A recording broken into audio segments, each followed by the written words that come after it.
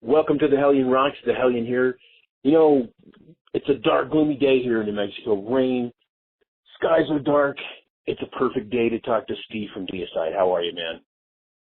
I'm good, man. You know, it's pretty dark and crappy down here, so it's a pretty good day all around. Right on. You know, before we get into talking about the new record that's come out, I had a little experience the other night that I want to share with you. I went to cover a show, bands like Seeker, 40 Fathoms, some extreme death, dark, doomy metal. And I saw a dude from one of the bands was wearing a Deicide shirt, and we talked a little bit. And I stepped away for a minute and checked my email and then found out that I had this interview scheduled. I went back in and told those guys, and these are guys that are, your first album came out and they weren't even born yet, right? And they were stoked. They were stoked that I had this interview. And I was telling them that I had, I got a review copy of the record and was talking about it. So, you're still relevant out there, man, to younger crowds. So that's awesome. Yeah, it's amazing. In fact, I was telling someone the other day, or someone was telling me how, their high school kids, they got a kid in high school, and it's like they're talking about us in high school again. So yeah, after all these years, man, to keep hitting the young kids like we're cool is pretty good for a bunch of old dudes. Middle-aged dudes. Yeah, and I find that killer. That's awesome that, you don't have the corporate, I'm doing air quotes right now, you don't have the corporate support, but you know what, who needs it? Because you guys, word of mouth, and, you guys rely on good, solid music. Hey, this was never about being corporate, man. This was about having balls and going out into the world and kicking them right in their balls.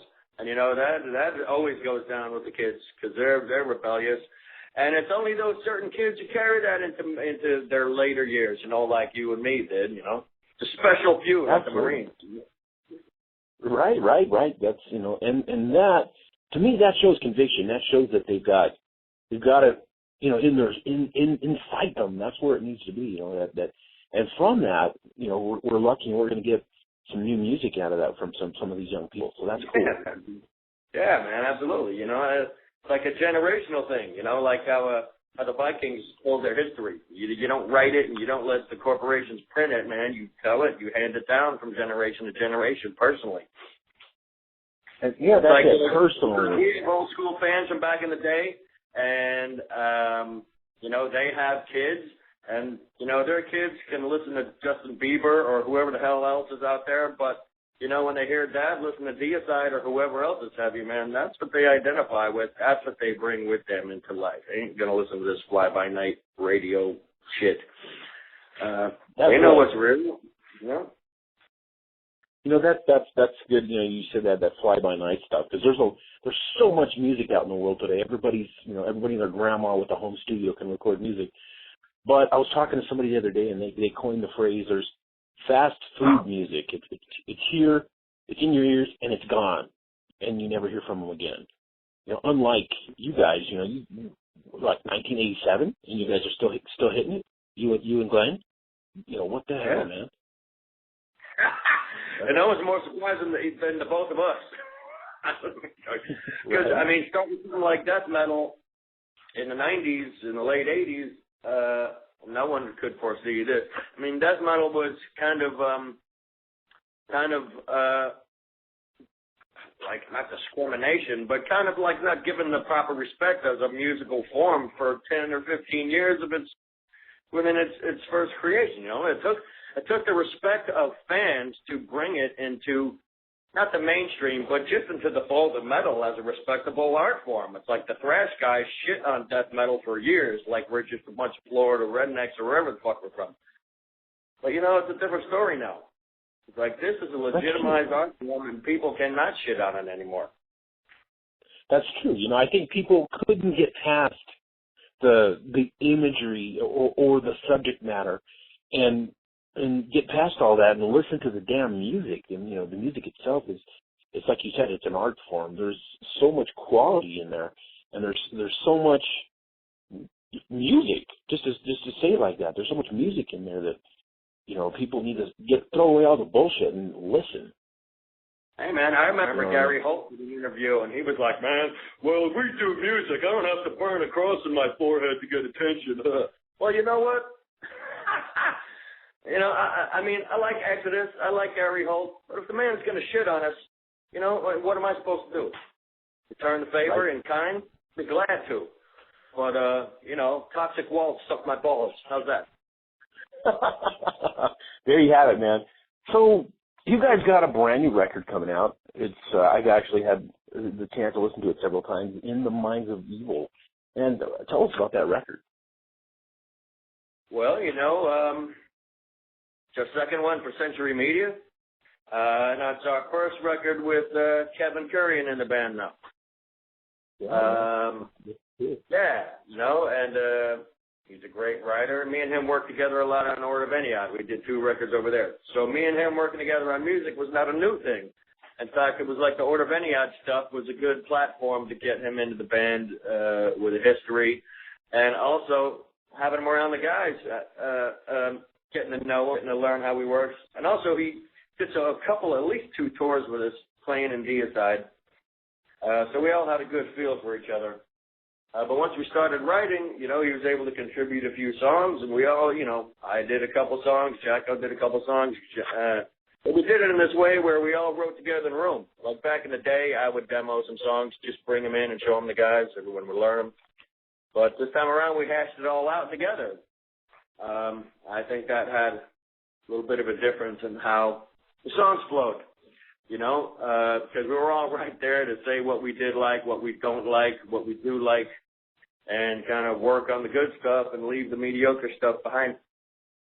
So I think that's kind of the reason why the record came together in such a nice, cohesive kind of way that it did, and it has a good flow. The next one. And you know, I've been checking it out. I got a review coming of it. Like I said, it's a breath of fresh air for Deicide. You know, this record flows. It's you know, it's quality music, man. Hey, you know, that's what we're all about, man. Just trying to give quality over quantity. I mean, we got plenty of quantity. Trying to make it all qualitative, you know. But yeah, we're all pretty happy with this one, man. It's almost not like a pleasant surprise, but the surprise is that everyone else likes it so much. Right. You know, in listening to it, you know, I'm hoping that, you know, you guys open the ears and minds of a lot of a newer fan base, which is what, you know, ultimately what we're trying to do to carry it on, you know, and I'm glad to see that, you know, people are out there talking about you still. So are you guys going to hit the road with this record? Yes, definitely. We just got off the road. We were out for October, right. And we're kind of waiting for the record to hit before we actually book the new tour. But yeah, for sure going to hit the road. Probably not till next year though. But I mean, like early in the year. I'm not going to wait till summer. Let the record circulate, get everyone into it, and then, you know, see where we can go with it. Hopefully it'll kind of, hopefully we can move into a little bigger theaters if people are so accepting of it. We might be sell a couple more copies, get some more people out to the shows, you know, and see if this actually can be like a stepping stone for the band into a bigger places. You know. Not like we're going to be an arena act or anything, but if we can move into nicer theaters from the bars, that'd be a pretty good move. Nice. We're talking about In the Minds of Evil. That album drops on the 26th. It's on Century Media Records. You know, I've been checking it out. There's tracks like Gal Be Gone, God Kill, Misery of One, you know, Trample the Cross. Those songs are reaching out to me. You know, it's Deicide in all its glory. You know, hard, extreme, great music. You know, people get past all your bullshit and listen to some good rock and roll. Yeah, I gotta say about it. You know, talking about the industry and talking like you said about, you know, getting out and getting into some bigger clubs. You know, what I've noticed recently is, you know, especially here in America, you know, we drive our big ass cars back to our big ass houses and sit our big ass asses down in front of our big ass TVs, and we don't get out. We need to get these people out back into the shows, man, so that we can film and enjoy live rock and roll. What do you think about that, man? Yeah, you know, I think Americans have gotten a little complacent. You know, it's easy enough to watch Palladium or or music choice or the net or whatever's going on. But, man, there is nothing that is ever going to replace a live show, man. People have to go. I still go to shows once a week. There's always something going on around here, you know, whether it's a bar band who no one's ever heard of or Gwar come through a couple weeks ago or whoever, man. It's like I love live music, man, and believe me, no one likes sitting on the couch more than me. But, man, you got to go out there and experience these things. These are the bands we grew up with, and, man, I never miss a chance to go see them. I just saw Terrorizer last week. It was fucking awesome. Yeah, you know, I don't know if you heard about the reunion. Pete is back on the drums. They played at least an hour. It was awesome, brother. And I was not going to miss that for the fucking world. So, nice. Yeah, people hopefully like-mindedly will come out and see us and see whoever is out there on the road. This is what it's about, supporting these bands while they're out there. They're starving out there. Like, we make a pretty good living at it. Not as many bands are as lucky as we are, so people need to get out there, buy some bands' T-shirts, get them to the next gig with some food in their bellies, you know what I'm saying? That's it. You know, and it's funny you say that. At that show I went to the other night, you know, they're all, you know, up-and-coming bands, and there's a band on the label, Victory Records, called Seeker. I saw the guys in the corner eating, you know, cold pork and beans out of a can. That was dinner. What they were happy. They were happy to be there at the show, and the energy they put out was incredible. You know, and anybody can, you know, you can buy the record and sit at home and listen to it, but like you just said, there's nothing like the live experience, you know, of getting there and feeling what the band's feeling. They're feeding off the crowd, the emotions there, and, you know, you're going to get an experience. It's not something that you can miss, man. You've got to see this. That is exactly true. Seeing it. Like, you can listen to a record and you can pick up on the nuances and stuff like that, but when you see the band doing their thing, it is amazing.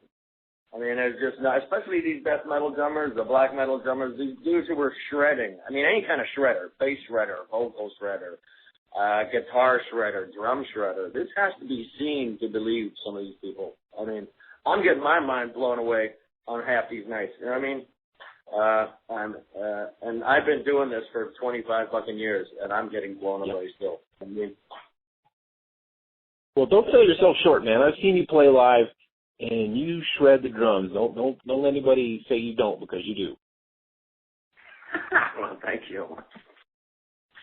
You know, that's, yes, sir. I know you do, and you know, I can't. You know, I've seen you guys play, and you know, you walk away from the Deicide show going, damn. Those guys killed yeah, you know, we'll crush some skulls out there. But my point was, you know, like, I still get my mind blown watching young drummers and people tearing up. It never gets old for me, you know? That's cool. You know, speaking of young drummers, man, what are you checking out? What new bands are you listening to? Hey, you know, like I said, we just got off the road, and we were out there with the Scourge and Necronomica, and they were two really cool bands. I tell you, the Scourge were tearing up. They're from San Diego, so Ricky was out there just laying waste to the kids. They all were. Nice. So they're a great band. And, you know, we hope to pull them out on the road with us another time or two before it's all over. So they were really good, and they're super cool guys, man. Hopefully they're doing good. Cool, man. That's awesome. So, Deicide, brand new record dropping. You got to make sure you pick it up. You know, they're all over the net. You can find Deicide on Facebook.com, official Deicide. You know, get past it, man. Listen to these. Don't let this music die. Listen to this great music, man. What message would you like to tell the world about, you know, the music industry from your side of the story? Well, you know, it's actually obviously going through a transitional phase. Man, we'll see what happens on the other side. I mean, music obviously isn't going anywhere. Live concerts, people still love that. People paying for music. Now, I'm sure there's going to be a way where all the industry is going to wrap that up somehow. It may take another couple of years to sort it out. But, like I said, everyone is always crying about, I'm getting ripped, like artists. I'm getting ripped off. They're stealing my stuff, all this and that. You know, there's a point to that. That's their side. I mean, record companies are closing. That's another obvious point of it. But the fans are still getting the music You know what I mean? So it's not like they're just turning their back on music. They're just turning their back on paying for it and being, you know, people had legitimate stripes against labels.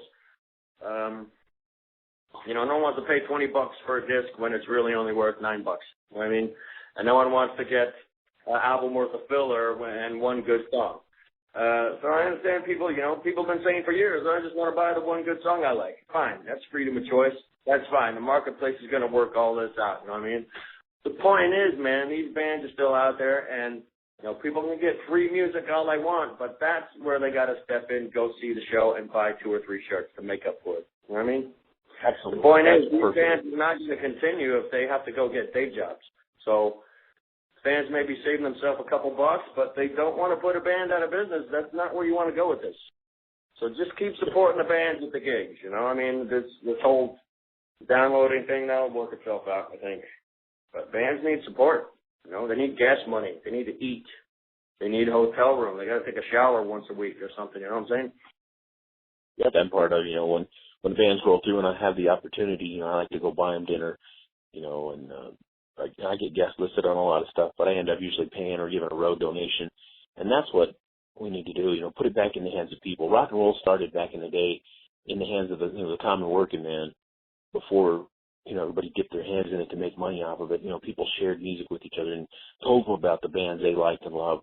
And I think that's where we're headed back to, but that falls upon the musical listener to help support these guys and keep making the music that we all know and love, like you said.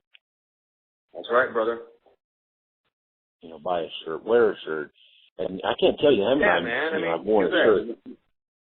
Gas is getting more and more expensive. You know, life is not free. And bands love what they do. We got to help them keep doing it, you know. Right. And, you know, like I was going to say, I said, I can't tell you how many times I've worn a shirt and somebody says, well, hey, what's that band all about? And you can tell them about it. And, you know, you can turn somebody onto a band they might not have ever heard of, but they saw it on your shirt. So, you know, advertise for these guys. That's what it's all about. That's right, brother. So, you know, I did a little bit of back history on you guys, man. You're self-taught, right? Yes. I had a couple lessons early on, just like I learned the syncopation book when I was like 11 or something. But other than that, yeah, I learned my chops just playing along the records and playing, watching people. And that, you know, that's a testament. It's in you. It's who you are. You know, the fact that, you know, you play like you play. And, you know, I've watched you play your style, and it's distinctly your own. You know, that I think kudos to you on that, man. Hey, thanks, brother. Like I said, you know, kind of the way artists can develop their own style is an interesting thing to witness over the years. Like I was talking about Ricky, he even told me he was asking me about my blast beats. He's like, dude, so how are you blasting? I told him. He's like, you know what? I've never seen anyone else do that. That's just your fucking thing. I was like, yeah, well, I always thought I'm the one being fucking weird, but, you know, he's like, bro, I'm going to go practice. So you never know what you're going to see, who's going to say what. But, yeah, I mean, I've developed my own thing, never tried to copy anyone. I just tried to play how I heard stuff and what worked for me style-wise, you know. And doing so, you develop your own style, and anyone can. But, like I said, back early on, there weren't a whole lot of drummers doing this. It was kind of easy to, you know what I mean? Yep, I got that. You know, and you do have your distinct style that says Steve, man. That's Steve from Deicide. You know that. So you guys, you and Glenn, man, the driving force behind the band, and you know, a couple people moved in and moved out. You know, what a great partnership you guys have. Yeah, you know, I'm kind of surprised myself. It's lasted this long. Like if you had said when we were in our teens that we'd still be doing this, I would probably, I'd be stoked to hear it, but I probably would be a little bit shocked. Now, like I said, he's, I don't know, we've just been down that long road together, and we've gained some respect for each other over the years because of it, and we know each other a lot better. In fact, it's not like the wheels are about to fall off this thing any second like they were when we had the other guys in the band and everything was really volatile. Now everything is like running smooth. It's like we got clearly another 5 years ahead of us. No problem. Nice. Smooth sailing, by the way. It's funny. I was talking to somebody about you guys the other day, And this will be a funny quote. Somebody said, "Oh yeah, Glenn and Steve are like the Lennon and McCartney of death metal." Well, I don't know if I go that far, but we're the Benton and Asheim of death metal. That'll be good enough. We'll put our own little flag out there. Right. That's funny, man. So, hey, that is I'm glad to hear it. Yeah, man. Congratulations on the new record. It's awesome. Thank you. Giving it several spins, and I got a review coming on it. Like I said, we're going out to 140 countries, several thousand views a week. Audience is yours right now. Tell them what you want to tell them before we sign off. Just want to say, everybody, thank you. I mean, we've been doing this since the late 80s, and we couldn't do it without people listening. I just want to really, and I mean this, I want to thank all of you for coming out to the gigs, buying our stuff. We couldn't do this without you. And this record is for all of you. I hope you all just dig it, crank it, come out and see us, and we'll see you out there, brothers and sisters. Just fucking make it happen. Absolutely. This is Steve from Deicide. Thanks for calling in, man. This is the Hellion Rocks. We'll talk soon.